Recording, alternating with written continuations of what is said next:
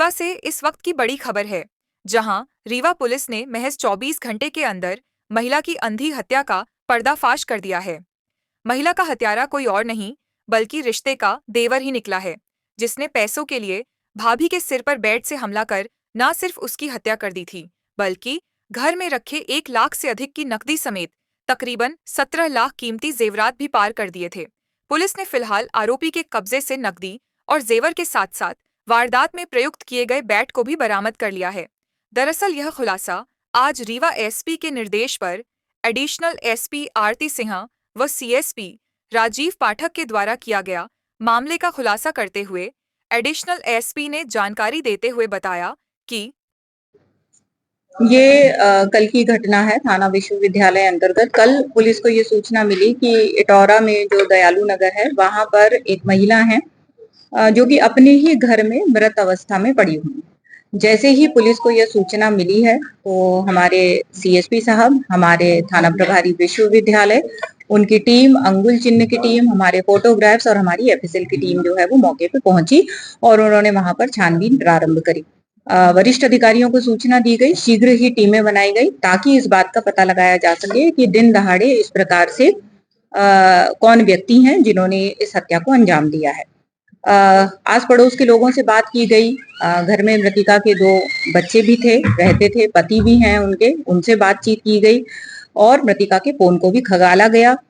और जब इन सब चीजों में पुलिस लगी रही, हमारी टीमें बनी रही हमारे वरिष्ठ अधिकारियों के नेतृत्व में, तब हमें ये पता चला, एक पुष्पेंद्र नाम के व्यक्ति के बारे में हमें पता चला और उसको लोकेट किया गया। और जब उससे कड़ाई से पूछताछ की गई तो उसने घटना को अंजाम दिया जाना स्वीकार किया गया। उसने ये बताया कि वो इस महिला के संपर्क में था।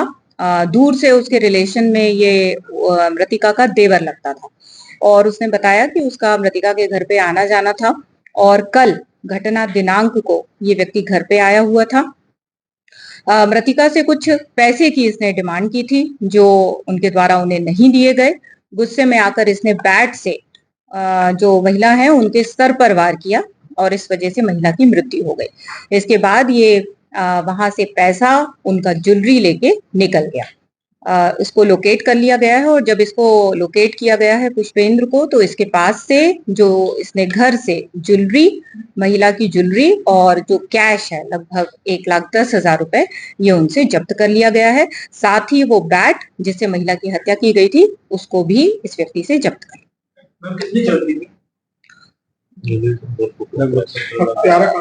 लगभग 16। मैडम, जो आरोपी है इसके क्या संबंध है महिला के? जैसा कि मैंने आपको बताया कि ये दूर का उनका रिश्तेदार था, देवर ही लगता था, तो इस व्यक्ति का उनके घर पे आना जाना था। इस प्रकार के उनके संबंध।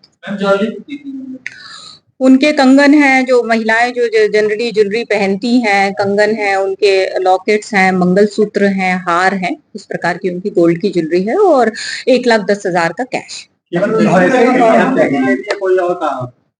जैसा कि मैंने आपको बताया कि संपर्क में थे और कुछ पैसे की डिमांड की गई थी इस व्यक्ति के द्वारा उनसे, और जब पैसा नहीं दिया गया तो हत्या कर दी गई है और वहां से सामान लेके भी ये व्यक्ति फरार हो गया। किसी तीसरे व्यक्ति के नाम सामने आया? नहीं, अभी की इन्वेस्टिगेशन में यही पता चला है कि इसी व्यक्ति का आना जाना था और इन्हीं के द्वारा घटना कारित की। जो पैसे की डिमांड किस चीज के लिए की जा रही थी? ब्लैकमेल और क्या चीज? ऐसा तो अभी कुछ समझ में नहीं आया है कि ब्लैकमेलिंग या कुछ था, क्योंकि मैंने आपको बताया कि पहले से ही महिला संपर्क में थी उनके और वो रिश्तेदार भी थे उनके, तो वो अपना पैसा उसको देती रहती थी और कल भी यही हुआ कि उससे पैसा डिमांड किया और जब नहीं दिया गया तो उन्होंने घटना कारित उनके आने की जानकारी उनके पति को थी कि वो आते जाते उनके घर में?